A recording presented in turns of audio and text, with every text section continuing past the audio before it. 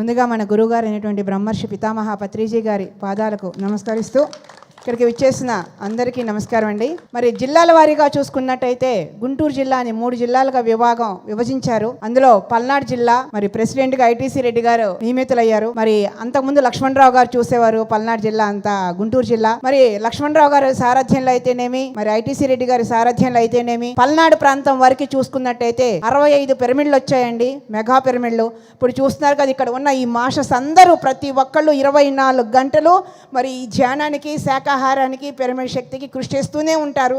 ఎక్కడో చోట ఎప్పుడు ఏదో ఒక కార్యక్రమం. ఇప్పుడు అడిగొప్పలు కానీ, వినుకొండ, నరసరావుపేట, సత్తెనపల్లి, పిడుగురాళ్ళ, జానపాడు, మాచర్ల, గుంటూరు, ఇవన్నీ పల్నాడు జిల్లా కింద వస్తాయండి. మరి ప్రతి ఊళ్ళోనూ పెద్ద పెద్ద పిరమిడ్లు ఉన్నాయి. 40 రోజుల క్లాసులు, శాకాహార ర్యాలీలు అన్నీ చాలా చాలా అద్భుతంగా నిర్వహిస్తున్నారు. 2009లో పత్రిసారిని పల్నాడు జిల్లాకు తీసుకొస్తే సార్ ఒక మాట అన్నారు. పల్నాడు అందరిని ధ్యానంలో కూర్చోబెట్టి అన్నారు, ఏం మనిషిలో గుళ్ళోకి వెళ్తారు, కొబ్బరికాయలు కొడతారు, బయటకు వస్తారు, తలకాయలు పగల కొడతారు అని.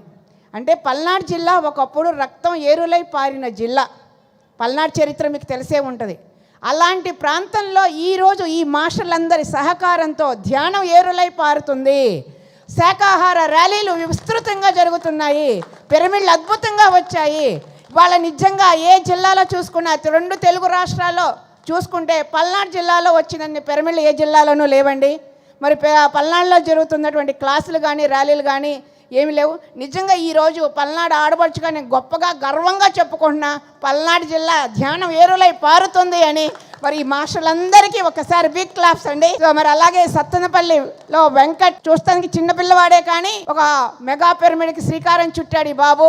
అలాగే జానపళ్ళ గురునాథం సారథ్యంలో లక్ష్మయ్య మరి వీళ్ళ ట్రస్ట్ బృందం కలిసి ఒక పిరమిడ్ని నిర్మించి అక్కడ 7 రోజులు ఒక మెగా ఈవెంట్ లాగా చెయ్యాలని ఈ ట్రస్ట్ నిర్ణయం.